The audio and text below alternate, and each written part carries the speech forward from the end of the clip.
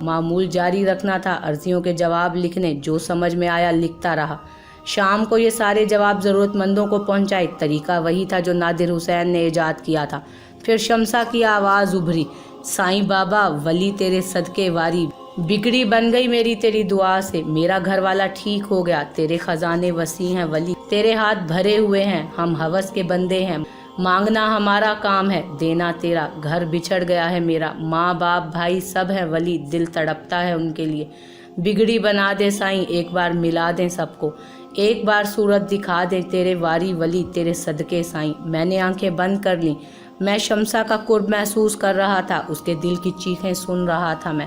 پھر وہ چلی گئی، میرا ذہنی سکوت ختم نہیں ہوا تھا، ملاقاتیوں کا وقت ختم ہو گیا۔ شام کو باہر نکلا تو فیضان سے ملاقات ہو گئی، مغرب کی نماز پڑھ کر آیا تھا میرے پاس آ گیا۔ کیا بات ہے فیضان؟ کچھ نہیں شاہ صاحب، میں یوں ہی قدموں میں بیٹھنے چلا آیا، کچھ پوچھنا چاہتا تھا۔ کہو، میں نے کہا۔ شاہ صاحب بہت دن ہو گئے مزار کی روٹیاں کھاتے ہوئے، کوئی تکلیف ہے؟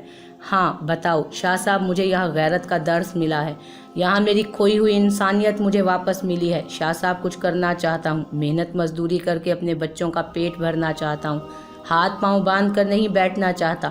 مجھے بتاؤ میں کیا کر سکتا ہوں؟ یہاں سے جانے کے خواہش مند ہو؟ یہاں جو سکون حاصل ہوا ہے مجھے شاید دنیا میں کہیں اور نہ ملے، میرا کوئی اور ٹھکانہ بھی نہیں ہے۔ دراصل باہر محنت کے لیے نکلنا چاہتا تھا، اتنا کر لوں کہ بیوی بچوں کو لے کر اس شہر سے چلا جاؤں، اس وقت تک ہمیں یہاں رہنے کی اجازت مل جائے، میں یہی چاہتا ہوں۔ تمہیں کسی نے کچھ کہا ہے؟ نہیں شاہ صاحب، یہ میرے دل میں خود ہی آئی ہے بات، اور تو کوئی بات نہیں۔ نہیں شاہ صاحب، تو پھر اس وقت تک یہاں رہو جب تک تمہیں جانے کی اجازت نہ دے دوں میں۔ تمہارے یہاں رہنے سے کسی کو کوئی تکلیف نہیں، کوئی احساس ذہن پر طاری نہ ہونے دو۔ ہاں ممکن ہو سکے تو 5 وقت نماز پڑھ لیا کرو، بہتر ہے شاہ صاحب، یہ میری درخواست ہے تم سے، میں نے کہا تو فیضان نے گردن جھکا لی تھی۔ کچھ دیر کے بعد وہ چلا گیا، میرے دل و دماغ پر وہی سحر طاری تھا۔ یہ رات بھی گزر گئی، دوسرے دن کوئی 11 بجے میں نے اکرام کو بلا بھیجا۔ اکرام، میں تمہیں کہیں بھیجنا چاہتا ہوں۔ کہاں مسعود بھائی؟ سہانپور، ایک پتہ دے رہا ہوں، محفوظ احمد، ریاض احمد وغیرہ یہاں رہتے ہیں یا نہیں، بس یہ معلومات لے کر آنا ہے۔ اکرام اچھل پڑا، پھر کسی قدر مسرور لہجے میں بولا، محفوظ احمد تو آپ کے والد کا نام ہے نا؟ ہاں، فیضان سے پتہ چلا ہے، میں ان کے بارے میں معلوم کرنا چاہتا ہوں، آج ہی چلا جاتا ہوں، تیاریاں کر لو، واپسی بھی جلدی ہونی چاہیے، اور سنو، صرف معلومات لے کر آنا، کسی کو ساتھ نہ لے آنا، سختی سے تاکید کر رہا ہوں۔ بالکل ٹھیک ہے، اکرام نے کہا۔ مجھ سے زیادہ وہ بے چین ہو گیا تھا۔ دوپہر کے بعد وہ چلا گیا، میرا دل دھڑک رہا تھا، اعصاب جیسے اینٹ کر رہ گئے تھے، سکرات کا سا عالم تھا۔ لیکن شام کو یہ جمود ٹوٹا، شامی میرے پاس آیا، اس نے ایک نہایت مخمل کی ڈبیا میرے سامنے کرتے ہوئے کہا، اسے دیکھیے مسعود بھائی، کیا ہے یہ؟ ایک عجیب واقعہ ہوا ہے، پچھلی شام عقیدت مندوں میں ایک دبلا پتلا سوکھا سا آدمی بھی آیا تھا، اس نے خانقاہ میں یہ ڈبیا نذرانے کے طور پر پیش کرتے ہوئے کہا کہ اسے قبول کیا جائے۔ لوگ ایسی چیزیں بھی دے جاتے ہیں، میں نے یہ ڈبیا طاق میں رکھ دی اور بھول گیا۔ ابھی تھوڑی دیر قبل اندر گیا تو یہ مجھے نظر آئی، میں نے اسے کھول کر دیکھا تو اچھل پڑا، اس میں پیلے رنگ کی ایک بہت خوفناک مکڑی بیٹھی ہوئی تھی۔ ڈبیا میرے ہاتھ سے گر گئی اور مکڑی برق رفتاری سے لمحہ بہ لمحہ قدم اٹھاتی ہوئی قبر کی پتھروں میں گھس گئی۔ حیرت کی بات یہ ہے مسعود بھائی کہ جس آدمی نے یہ ڈبیا دی تھی اس کی آنکھیں بالکل اس مکڑی جیسی تھیں۔ پیلی مکڑی؟ میرے منہ سے بے اختیار نکلا۔ میں اچھل کر کھڑا ہو گیا، میرے منہ سے بے اختیار نکلا، کہاں ہے، کہاں گئی مکڑی؟ شامی نے پوچھا۔ ہاں آؤ، جلدی آؤ، میں نے تیزی سے خانقاہ کی طرف دوڑتے ہوئے کہا۔ شامی حیران سا میرے پیچھے دوڑا۔ ظاہر ہے میری بدحواسی کیا سمجھتا، لیکن میرا دل دھک دھک کرنے لگا تھا۔ پیلی مکڑی کے نام سے ہی میرا دل لرز گیا تھا، مجھ سے زیادہ اس کے بارے میں کون جان سکتا تھا۔ شامی نے میرے ساتھ دوڑتے ہوئے کچھ کہا تھا، مگر میرے کانوں میں کوئی آواز نہیں آ رہی تھی، اندر اندھیرا تھا، بس وہ مدھم چراغ روشن تھا جو عموماً وہاں پر روشن رہتا، اس مدھم روشنی میں بھلا کیا نظر آتا۔ پھر بھی میں جیلی قبر کے پاس بیٹھ کر آنکھیں پھاڑنے لگا، شامی میرے قریب موجود تھا، کچھ سوچ کر اس نے اوپر رکھا چراغ اتارا اور میرے قریب کر دیا۔ بیکار ہے شامی، وہ اب یہاں کہاں ہوگا، میرے منہ سے نکلا۔ کون؟ شامی نے پوچھا تو میں نے اسے کوئی جواب نہیں دیا، دیر تک وہاں بیٹھا رہا۔ شامی نے مجھے آواز دی، مسعود بھائی۔ کیا بتاؤں شامی؟ وہ سب کچھ تھا تو عجیب، مگر میں نے غور نہیں کیا، لوگ چڑھاوے چڑھاتے ہی बहुत से अकीदतमंद सोने के छल्ले जंजीरें चादर में पिरो कर कब्र पर डाल जाते हैं। वो डिबिया भी मैंने ऐसी ही समझी थी, मगर इसके बाद उसमें से मकड़ी निकली। उससे ज़्यादा आपकी ये कैफियत परेशान कुन है। ऐसी क्या ख़ास बात थी उस मकड़ी में जिसने आपको इतना परेशान कर दिया? पीली मकड़ी नहूसत का निशान होती है शामी, सख्त नहूसत का निशान, और वो नहूसत यहाँ आ चुकी है। तो फिर अब क्या होगा? शामी की आवाज़ में भी खौफ बेदार हो गया था। ठीक है, कल दिन की रोशनी में हम सब उसे तलाश करेंगे। मगर वो आदमी कौन था? उसकी आंखें बड़ी अजीब थी, बिल्कुल किसी मकड़ी की मानित। पता नहीं कौन था। मैंने गहरी सांस लेकर कहा। शामी देर तक मेरे पास बैठा न जाने क्या क्या कहता रहा, मगर मेरी हालत बेहतर ना थी। मुझे एहसास हो रहा था कि बात फिर बिगड़ गई है। मेरे कदमों में लग़्ज़िश आ गई है। मुझे एक बार फिर तन्हाइयों से वास्ता पड़ा है। इकराम भी मौजूद नहीं है जो कुछ सहारा हो। ये बेचारे लोग मेरे बारे में कुछ नहीं जानते। इनसे क्या कहूँ? कैसे दिल का बोझ हल्का करूँ? आराम नहीं करेंगे मसूद भाई? हाँ, बस यहीं रुकूंगा, तुम जाओ, शामी ने कहा, और उसने उदास नज़रों से चारों तरफ देखा। बिल्कुल अकेला रह गया हूँ। मैं क्या करूँ? इंसान तो हूँ, होशो हवास में हूँ। मुझसे मेरे हवास क्यों नहीं छीन लिए जाते? कितना जब्र करूं दिल पर? कैसे इस प्यार को खुरच कर फेंक दूं जो खून में रचा है? बहन है वो मेरी, माँ जाई है, फरियाद करती हुई आई थी, नीम दीवानी हो रही थी। एक इंसान की कसम से कैसे बाज रह जाता? कितना तो रोका था खुद को, खून जोश मार गया। और फिर अगर उसकी मदद को ना जाता तो वो किसी तरह तबाह हो जाती। कौन था उसका पुरसाने हाल? इसके बाद से मुसलसल जब्र कर रहा हूँ। दोबारा उसकी सूरत नहीं देखी। उसके बच्चे सामने आते हैं, उनमें से एक बच्चा मेरे बचपन में समाया हुआ है। हूबहू मेरा नक्श है वो। मैं उसका मामू हूँ। कितना जब्र करूँ खुद पर, और कितना जब्र करूँ? इंसान हूँ, मुझसे मेरे होश क्यों नहीं छीन लिए जाते? मुझे वो मुकाम क्यों नहीं दिया जाता जो हुसैन को मिल गया? मैं तड़पने लगा। मेरा वजूद अंगारा बन गया। सदियाँ बीत गईं, खुशियों से दूर हुए। खौफ, बस एक खौफ। रहनुमाई करो, मेरी रहनुमाई करो। आज आंखों से आंसू नहीं बहे थे। सुना है कि आंसू तौबा की कबूलियत का पता देते हैं। दिल का गुदाज रहनुमा होता है, मगर आंखें खुश्क थीं, सीना जल रहा था। रात गुजर गई, कोई ख्याल दिल से ना गुजरा, कोई हिदायत ना मिली। सुबह को सीना पत्थर आ गया, सोचों से छुटकारा मिल गया। इसके बाद मामूल वही रहे। दूसरा दिन और कई दिन और गुजर गए। इकराम का बेचैनी से इंतज़ार कर रहा था, लेकिन एक बात पर हैरत हुई। अर्जियों का सिलसिला जारी था, उनके नताइज भी सामने आते जा रहे थे। इस आलम में भी जो हिदायत दी थी उनके नताइज अच्छे निकल रहे थे। एक हाजतमंद आया, शाह बाबा, अल्लाह मर्तबा बढ़ाए शाह बाबा, मुकदमा जीत गया, मेरा सब कुछ मिल गया मुझे शाह बाबा, हमें नई ज़िंदगी मिल गई, वरना पूरे घराने को मरना पड़ता। हमें नई ज़िंदगी मिली है शाह बाबा, ये नजराना है, जो भी ज़रूरतमंद आए उसे दे दें। उसने 50,000 रुपये शामी को दिए थे। ये रकम तकसीम हो गई, मगर उसने मेरे जहन में एक ख्याल पैदा किया, शमसा के लिए कुछ करना चाहिए। फैज़ान अब दुरुस्त हो गया था, वो नमाज पढ़ता था, बाकी वक्त बच्चों पर सर्फ करता था, मेहनत करके ज़िंदगी गुजारना चाहता था। अगर कोई ऐसा ज़रिया हो जहाँ के वो एक बेहतर ज़िंदगी हासिल कर ले, कोई दौलतमंद शख्स उसके लिए कुछ कर दे तो ये हो सकता था। ऐसे किसी शख्स को तलाश किया जा सकता था। बहुत गौर किया था मैंने इस बात पर। फिर एक शाम इकराम आ गया। उसे देखकर मेरा दिल बुरी तरह धड़क उठा, मगर इकराम के चेहरे पर कोई खुशी नहीं थी। क्या हुआ इकराम? कुछ नहीं हुआ मसूद भाई, पहेलियाँ ना बुझवाओ, पहेलियाँ ना बुझवाओ, मैंने जोर देकर कहा। दोनों पते दुरुस्त थे। फैज़ान आलम का ख़ानदान वहीं आबाद है, उसके यहाँ कोई ख़ास बात नहीं, मगर महफूज अहमद को तो लोग भूल गए। उनकी बेटी का अगवा हुआ था, उसके कोई 7 माह बाद वो वहाँ से चले गए थे। कहाँ, ये कोई नहीं जानता। फैज़ान के ख़ानदान वालों से मिले थे? मैंने सब्र सुकून से कहा। क्या कहते हैं वो इस बारे में? फैज़ान ही को बुरा भला कह रहे थे, उसे बदकिरदार, उबाश और आवारा कह रहे थे। अगवा के वाक़े से ख़ुद को लाताल्लुक़ ज़ाहिर कर रहे थे और कह रहे थे कि अब उनका अपने भाई से कोई राब्ता नहीं, कोई निशानदही नहीं कर सके महफूज अहमद की। नहीं, चलो ठीक है, यही बेहतर होगा, मैंने ठंडी सांस लेकर कहा। हर काम वक्त पर होता है मसूद भाई, जिस तरह हमें शमसा मिली उसी तरह वो लोग भी मिल जाएंगे। हाँ, शायद नहीं, यकीनन। इसी तरह मसूद भाई, जैसे मुझे सुरैया के मिल जाने का यकीन है। मैंने चौंक कर इकराम को देखा, उसके चेहरे पर आफाकी सुकून था। मान मुझे ख्याल गुजरा कि इकराम भी अजमत का सबूत दे रहा है। उसने सब्र शुक्र कर लिया है, वो सुरैया का नाम भी नहीं लेता। वो इन तमाम मसाइल में खुद को जम कर लेता है जो सामने आते हैं। वो मुझसे ज़्यादा बाज़र्फ़ है। शायद नादिर हुसैन का अकीदा भी मुझसे ज़्यादा पुख्ता था। वो उस मयार पर पूरा उतरता था जिसके तहत अब उसे जज्ब का मकाम मिल गया था। और अब इकराम के चेहरे पर उस लम्हे जो कुछ नज़र आया, उसने न जाने क्यों जहन में ये तसव्वुर पैदा कर दिया कि उस मासूम शख्स को भी कुछ मिलने वाला है। उसके अकीदे की पुख्तगी, उसका नेक अमल यही जाहिर करता था कि क्या दिलचस्प बात है कि उसे भी कुछ मिलने वाला है। क्या ही दिलचस्प बात है। इधर से उधर दौड़ते रहो, सारा जहान खंगाल मारो, जो तलाश कर रहे हो वो तुम्हारे आंखों के तिल की ओट है। उस तिल के उकब में कुछ नज़र आ जाए तो हाथ बढ़ाकर उठाया जा सकता है, लेकिन तिल के सामने से हटना ज़रूरी है। मुझे हंसी आ गई। इकराम ने चौंक कर मुझे देखा और खुश होंठों पर जुबान फेरने लगा। फिर सहमी सहमी आवाज़ में बोला, मसूद भाई। मैंने उसके लहजे पर चौंक कर उसे देखा और दोबारा हंस पड़ा। वो फिर उसी अंदाज में बोला, मसूद भाई, खुदा के लिए जहन को काबू में रखिए। देखिए, अल्लाह की ज़ात पर पूरा पूरा भरोसा रखिए। आप क्या कह सकते थे कि शमसा इस तरह आपके सामने आ जाएगी?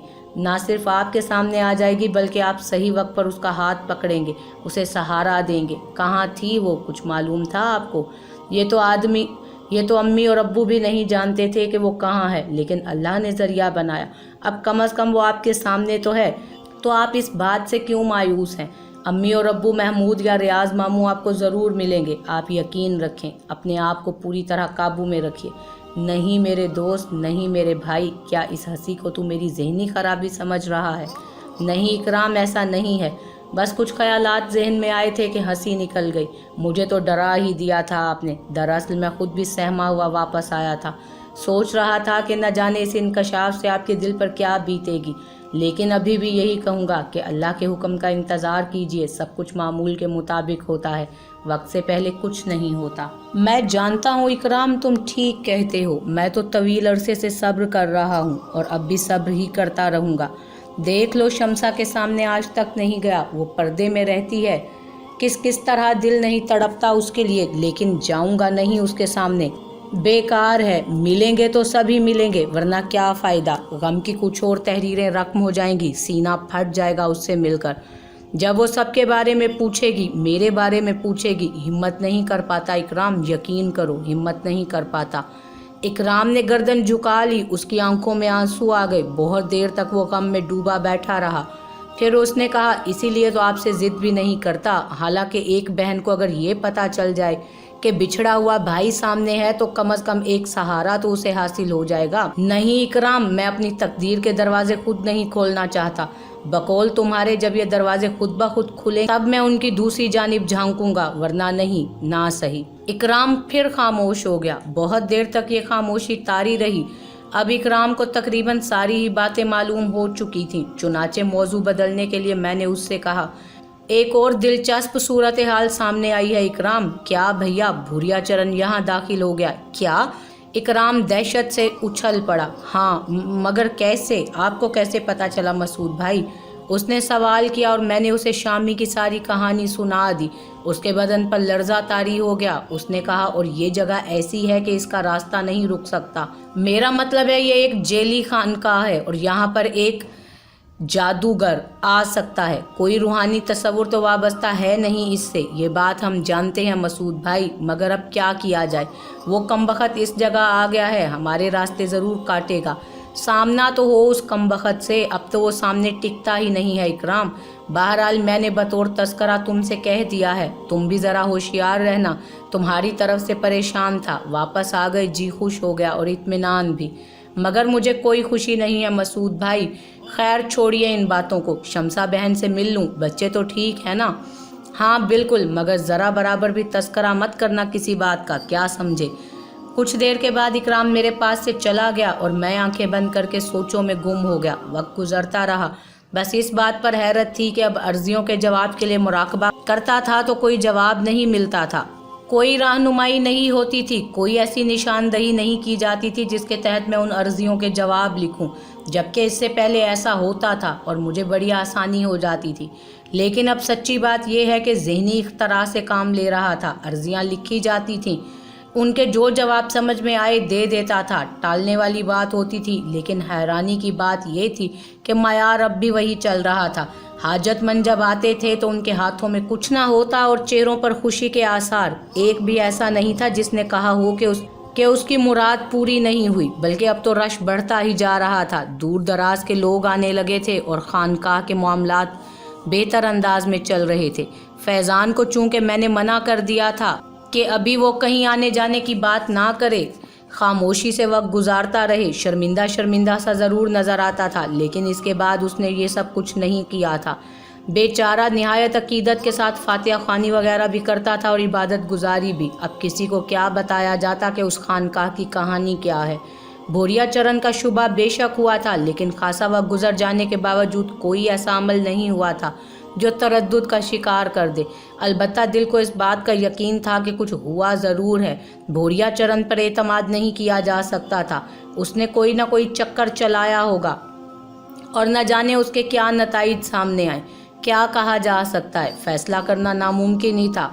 उस दिन भी मंगल का दिन था और मंगल को मुरादें मांगने वाले आया करते थे। एक स्याह रंग की बड़ी सी गाड़ी आई थी और उससे एक भारी भरकम जिस्म के मालिक शेरवानी पायजामे में मलबूस, वार्निश का पंप पहने हुए साहिब हैसियत मालूम होते थे। हाथों में उंगश्तरियाँ पड़ी हुई थीं। साथ में 3-4 मुलाजिम किस्म के आदमी थे। अकीदत से खानकाह पहुँचे। अभी वो वक्त नहीं हुआ था जब खानकाह के दरवाजे खुलते थे। शामी से मुलाकात की और कुछ मालूमात हासिल करने लगे। इकराम मामूल के मुताबिक मेरे पास ही मौजूद था। उसने उन्हें देखते हुए कहा, कोई बड़ी शख्सियत मालूम होती है।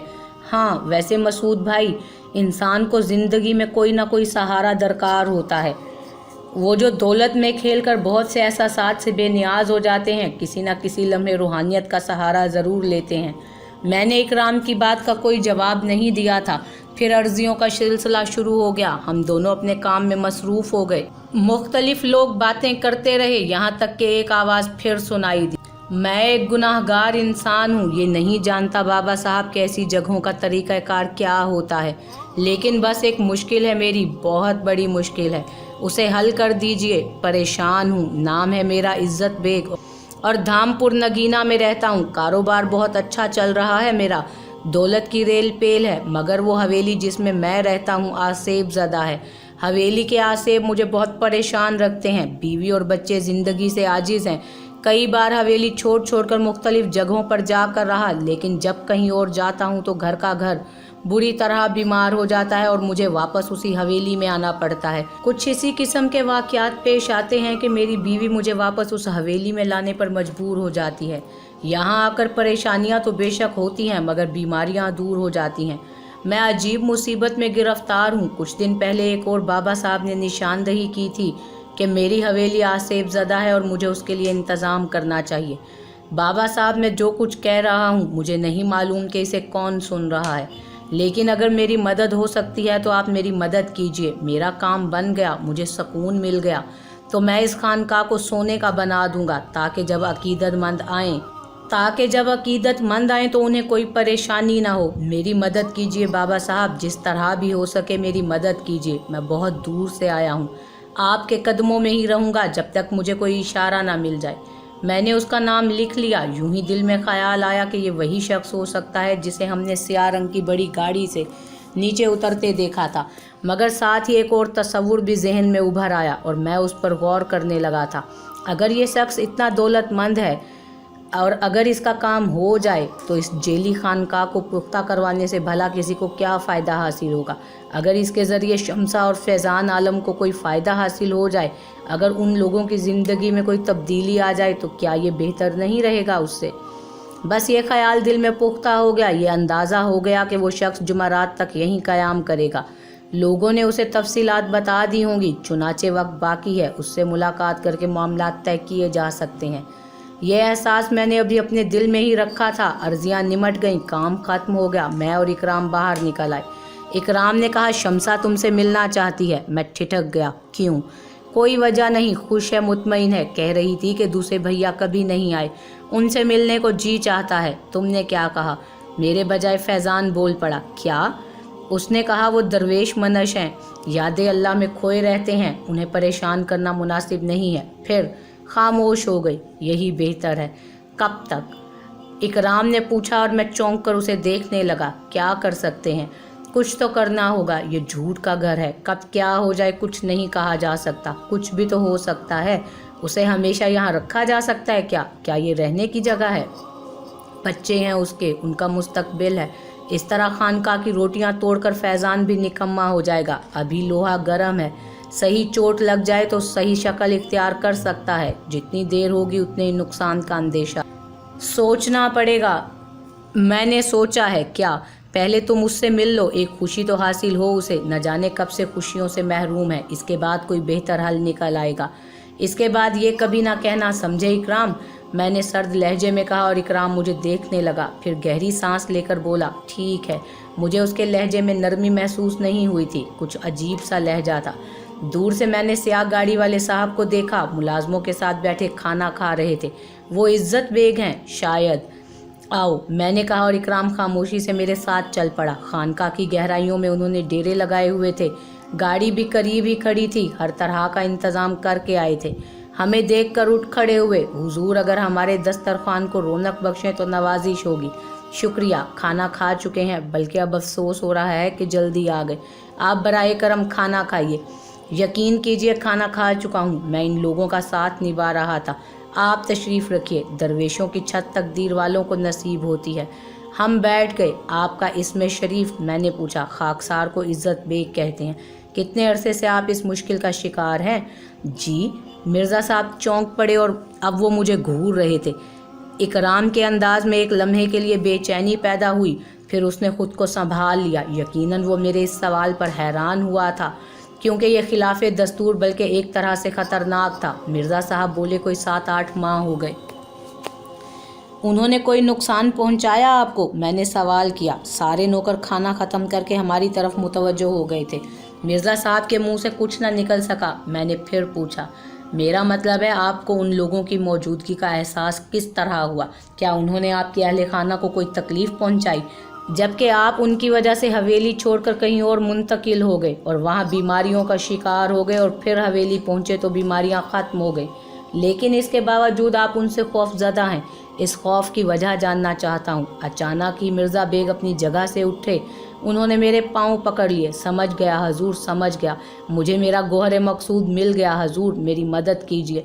बड़ी आस लेकर आया हूँ आपके पास। आपका यह एहसान मैं ज़िंदगी भर नहीं भूलूँगा। हाँ, हवेली में मेरी बीवी और मेरे बच्चों को तरह तरह से सताया जाता है। वो खौफ से दीवाने हो जाते हैं, मुख्तलिफ हरकत करते हैं। वो और मेरे बच्चे दहशत से सूखे जा रहे हैं। 2 जवान बेटियां हैं मेरी, एक बेटा है, बीवी है। चारों के चारों उनकी शरारतों का शिकार रहते हैं। अजीबो गरीब शरारतें हुआ करती हैं। मैं खुद भी अपने आप को लाख संभाले हुए हूँ, मगर इंसान हूँ। ऐसे जब बईदज़ अक्ल वाक़यात होंगे तो भला बहादुरी कैसे दिखा सकूँगा? हुजूर, जब आपने इस कदर करम फरमाई की है तो मेरी मुश्किल को दूर फरमाइए, आपका बेहद एहसान होगा। इज़्ज़त बेग साहब, आपका ये धारमपुर नगीना यहाँ से कितने फासले पर है? कोई 120 कोस है। मुझे वहाँ जाना होगा, यही हुक्म मिला है मुझे। इकराम ने एक बार फिर फटी फटी आंखों से मुझे देखा, लेकिन इस तरह नहीं कि किसी पर इजहार हो जाए। इज़्ज़त बेग साहब ने गर्दन खम करके कहा, बसरो चश्म, बसरो चश्म। इसका मकसद है कि मेरी तमन्ना पूरी हो गई। हुजूर, आप तशरीफ़ ले चलिए, जो भी खिदमत होगी करूँगा, जिस तरह भी हुक्म फरमाएंगे जानो माल से हाजिर हूँ। आप बस हुक्म कर दीजिए। हाँ इज़्ज़त बेग, बहुत कुछ कुर्बान करना होगा आपको। ज़िंदगी का सदका माल है, खासे अखराजात करने पड़ जाएंगे आपको। बहुत कुछ है मेरे पास, बच्चों ही के लिए है। अगर उनकी मुश्किल हल हो जाए तो भला मालो दौलत की क्या फ़िक्र। लेकिन आप पहुँचे हुए बुजुर्ग हैं, आपने मेरी मुश्किल अपनी ज़ुबान से अदा फरमा दी। मेरे दिल को यकीन है कि जैसे ही आपके कदम मुबारक वहाँ पहुँचेंगे, शरीर शैतान वो जगह छोड़ भागेंगे। बस अब मैं आपके पाँव नहीं छोड़ूंगा हुजूर, आपको मेरे साथ चलना होगा।